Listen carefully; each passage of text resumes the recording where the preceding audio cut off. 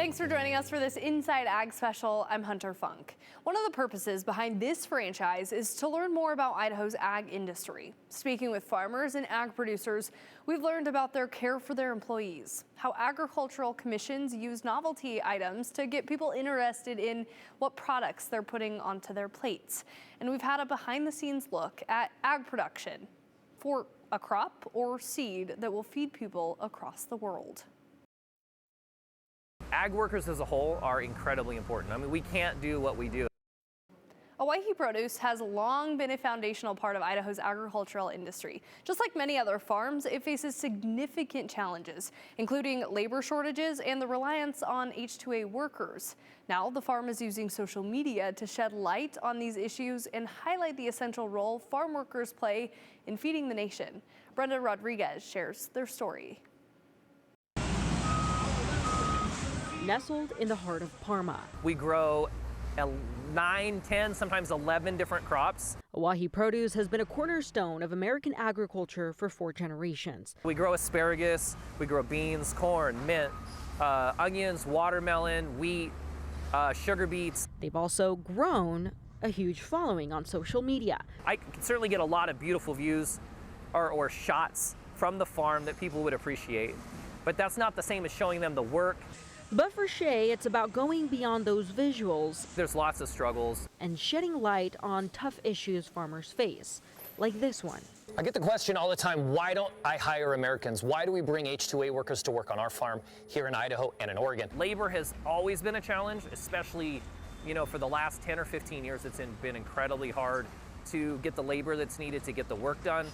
The legacy of this farm and its role in feeding America depends on a workforce. It's hard work. It's just challenging. It's not what an American, like the traditional American who's been here for a generation or two, wants to do.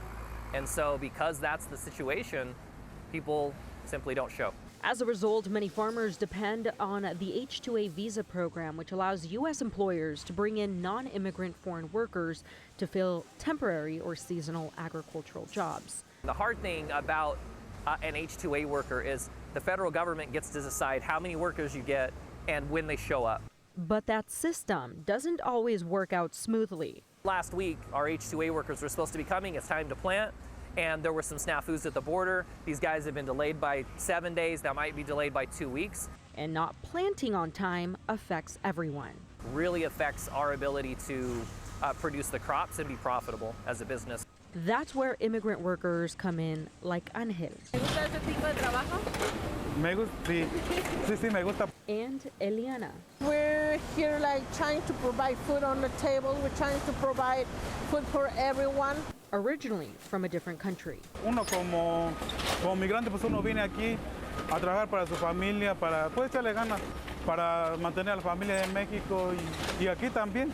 And many of them put in 10 to 12-hour workdays 6 days a week, all while pursuing their own personal ambitions. I started going to school to do my GED. I did it in 6 months, and then I started going to college to do a few classes. And many of them feeling like they have to fight misconceptions and political backlash. I think they need to be empathized with us as farm workers. We're not doing anything wrong. We're just here working. You can see, everyone is hard working. It's a sentiment their boss agrees with. Immigrants don't have to be invisible, guys. Immigrants don't have to be invisible. We like to highlight the workers that we have in our packing shed, the workers that we have in our fields. They're, very educated, very capable people looking for a way to move the needle and change their future.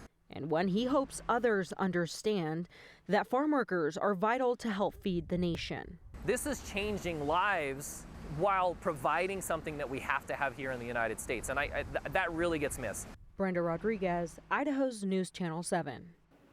And to make sure no American loses out of a job opportunity, Shay says they have to run radio and print ads of that job listing before they're able to hire H-2A workers. But just like you mentioned, it's rare for an American to apply for those positions. Idaho potatoes, they are kind of a big deal. Coming up in our Inside Ag special, how a license plate is keeping the crop's heritage alive.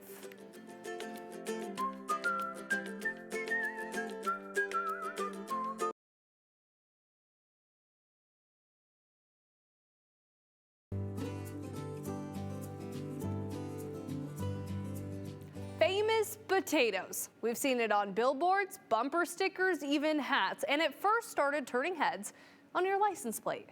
We take a look at the plate that the Idaho Potato Commission reintroduced earlier this year. It's actually a classic. They say everything that once was old becomes new again, and in Idaho, that includes potatoes. More specifically, potato license plates. Let's take it back to 1928 was when the first stylized plates came into being in 1928. Before then, license plates across the United States just featured the name of the state and the plate number.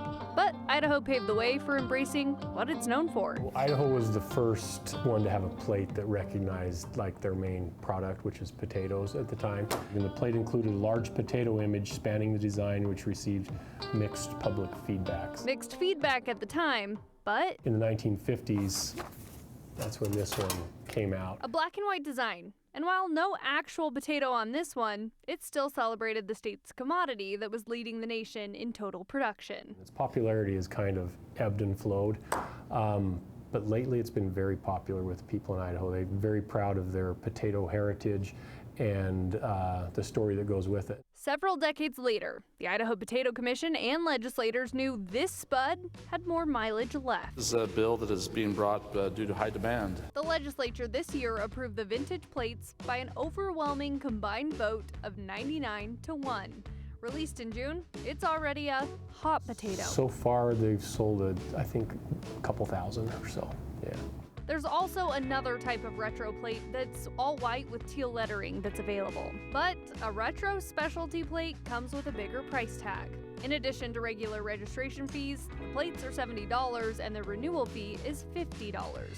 But it's for a good cause. The revenue helps, some of it helps fund some of our Idaho Potato Commission research projects that we're doing for our growers and some of the projects that we're working on, and then also some a pretty good percentage of it goes to help with our highways here in the state of Idaho. That research includes better seed varieties, disease resistance, and potato storage. We're just always trying to give them a little bit of an edge in their marketplace and with their planting, growing, storage, all that stuff. The commission was founded in 1937 to promote Idaho potatoes, and having spuds on the state's license plate helps accomplish that mission. People are proud of their state and the history in Idaho, and especially the potatoes plant, and it's just a way to show your support and acknowledge our heritage here in Idaho. And you probably have already seen them. You can buy the specialty plates now. And again, like you've seen them pop up around the state. Well, Idaho's seed production is world-renowned. Coming up, a behind-the-scenes look at its processing here in the Treasure Valley.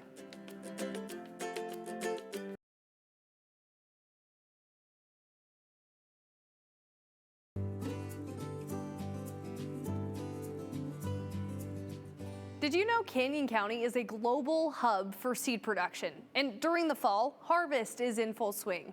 For more than a century, one family-owned company has helped make the Treasure Valley a world leader in sweet corn seed. We looked into the processing side of it. Crookham Company has been rooted in Caldwell for more than a century. Well, my great-grandfather actually started here in popcorn. Back in 1911 is when he first started the company. And then it exploded into seed production, breeding, marketing, and just evolved over time. And George Crookham, who grew up at this facility, knows the industry inside and out. I'm fourth generation here at Crookham Company. This is our 114th year. We've been doing sweet corn seed production longer than anybody else in the world. Long time in popcorn and onions as well, too. Canyon County produces 65% of the world's sweet corn seed. The region ranks first in the United States for the onion seed production, and if you've ever enjoyed popcorn at a movie theater, there's about a 50% chance it originated from Idaho because of its popcorn seed production. I can't tell you how many countries our seed goes to, but I know it's 80 to 100 plus. All of those seeds are grown, and many of them are brought here. Our crops are onions, popcorn, and sweet corn. Onion harvest is over right now. We're processing the seed, getting ready to ship it out all over the world. Popcorn, we're in the mix of drying it, shelling it, cleaning it. Same with sweet corn. He says the Treasure Valley grows the best seed because the area is a high mountain desert with adequate water, which makes quality and consistency world-renowned. And in peak harvest season, he says this year continues to prove that, as it's been a good year for crops. We didn't hit that high peak of heat in July and August. That can really affect our pollination, and without pollination, you don't get seed. The seed industry contributes nearly $1.5 billion annually to Idaho's economic footprint, with Canyon County producing 50 species and hundreds of varieties of seeds that are shipped to nearly 120 counties. Of course, sweet corn is one of the largest contributors. These seeds aren't just another crop, it's the starting point for everything else that grows. Seed is to agriculture what computer chips are to computers or technology today. Without the seed, you really don't have agriculture. And in those seeds, like computer chips, we have all the DNA code in there for that seed to resist disease, to have all the nutrients it needs to fulfill the grower's needs and feed the world. Despite its success, the industry faces challenges. Urban growth and land use changes have led to a decline in seed production acreage, particularly in sweet corn seed. 15 years ago, Canyon County produced 85% of the world's sweet corn seed. Today, that figure has dropped to 65%. It's a statistic, he says, is concerning for Idaho, especially the Treasure Valley as it continues to grow. Now, I do think we can grow and protect farmland at the same time. But otherwise, we keep going the direction we're going. We're going to build into insolvency. It's as simple as that. That would be my biggest concern about the future of Crookman Company and my family in the seed business in the Treasure Valley. His hope is that more people learn about agriculture and talk with local leaders about ways to protect all crops, because he believes it's important for Idaho to remain a global hub for seed production. And it's a legacy worth celebrating. Pretty darn proud of the industry and of course of my people and our company. Seed crops are high risk, but also high in value, meaning they pay the most per acre in the Treasure Valley. Good for smaller farmers to get their start because it requires fewer acres. Also, the technology has changed. They used to hand sort the seeds. About 3 to 4 years ago, they were able to get an AI sorter that does it now. Well, this past Valentine's Day, the Idaho Potato Commission launched a French fry lip balm, or what they called the Kiss of French. It smells like French fries and tastes like them too, but why are they doing it? Well, we explain how things like this put some gloss on Idaho potato farmers so they shine on the world stage. Awaken your hunger. Surrender to your desire for French fries. It is a high-end French fry-inspired lip balm. Kiss of French. We're always looking for ideas at the Commission on ways to promote Idaho potatoes and Idaho potato products. And a couple of times a year we get together and we have a brainstorming session where we're coming up with new ideas. Some of them are crazy, some of them not so crazy, and throwing stuff at the wall and to see what sticks. The latest idea of a luxury lip balm, released just in time for Valentine's Day, is just one of the many ways the Idaho Potato Commission has thought outside the box to promote Idaho potatoes. We've done an ice cream that's, based on French fries and then, mixing it with a milkshake like people do. In the past, we've done a French fry scented perfume called Frites. And Frites went national. It was on the Kelly Clarkson Show. Imagine women pointing out, ooh, hey, you smell like a potato. Anyway, it was such a hit, this potato cologne. The Idaho Potato Commission president says it sprayed further than just the U.S. I did an interview online in New Zealand about that. We had people calling from India and Europe, and it was crazy. It was all said and done. We had about 1 billion impressions through the media on that one. One of their goals is to continue staying relevant, and he says he's seen the change it's created over the years. People have really embraced potatoes. There was a time not too long ago, maybe 20, 25 years, where people were kind of not really proud of being from Idaho, but now we feel like it's really being embraced. While the commission creates fun products, it's not their sole responsibility, but it's to also represent the potato growers of Idaho. We're also very involved in research for potato varieties and disease control and storage and trying to do the things that help our farmers be more successful in what they're doing. And I have to say that none of this would be possible without our great Idaho potato farming families. It's not really a science, it's more of an art form growing Idaho potatoes, and these generational farms here in Idaho just have it figured out and they do a great job. This lipstick is just one way for Idaho potatoes and farmers to get noticed all across the globe. And yes, Idaho farmers helped in this product. The main ingredient is mashed up Idaho potatoes. Now, it's no longer available, but we can look forward to what project comes out next from the commission. Coming up, from farms and store shelves, then right to your table, ag plays a big role in our lives. We checked out a celebration dedicated to the industry.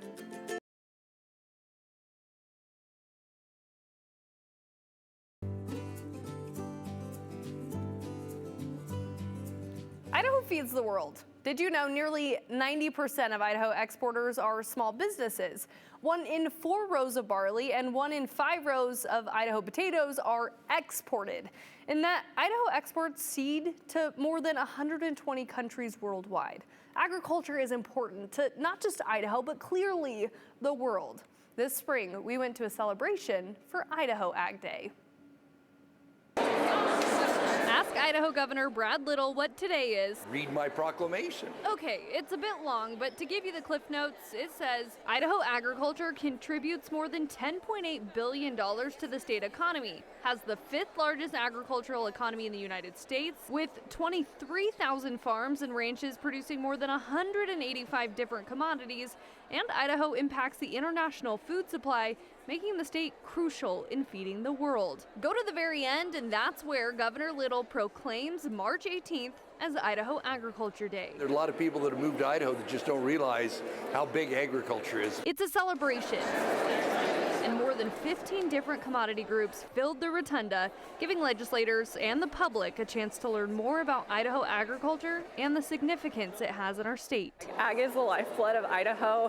It's the lifeblood of America. Without agriculture, we don't have food on our table. It's what helps produce our clothes on our backs, what provide jobs for everybody, and it's a livelihood across most of the nation. More than 98% of Americans don't have a direct connection to agriculture in their day-to-day life, but are impacted by what's created from the industry. And this day celebrates the 2% of people focused on feeding America. So, to celebrate this day, here's something you might not know about some of Idaho's commodities. First up, the mint industry. Idaho is the #1 producer of peppermint oil, and we're 3rd in spearmint oil production in the nation. There are 73 growers in the state of Idaho, most of them in the Treasure Valley or up near Pend Oreille regions. And there is 17,500 acres of mint being produced in the nation annually.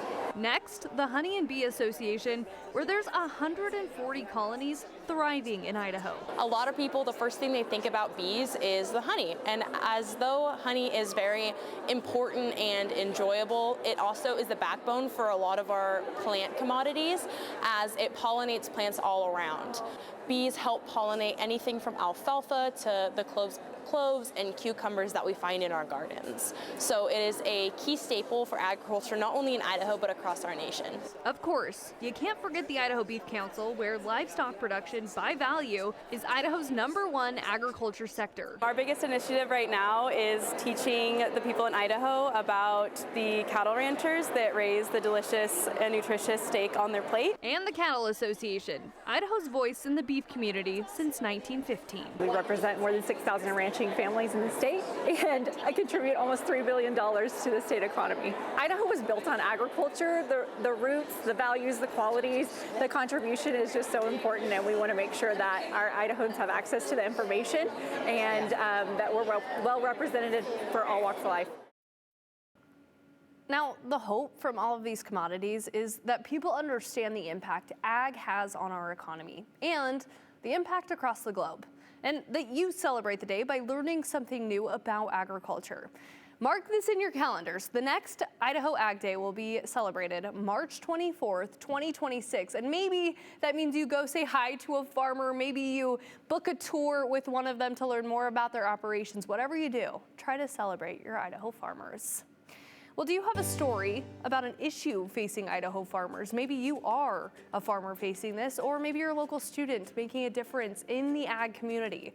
Coming up on this Inside Ag special, we're gonna tell you how to reach out to us so you can have your story told.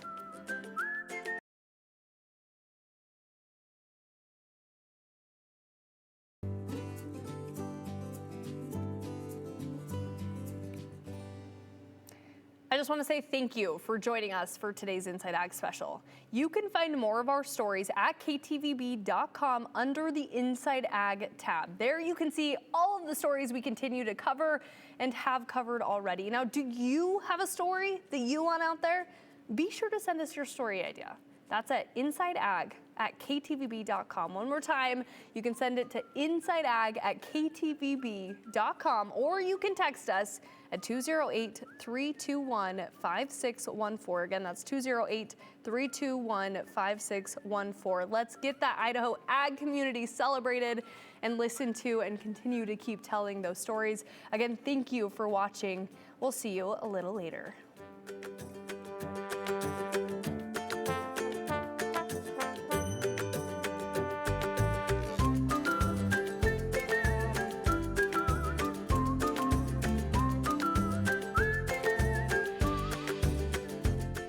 Continue with us and watch free now on the KTVB Plus app everywhere you stream.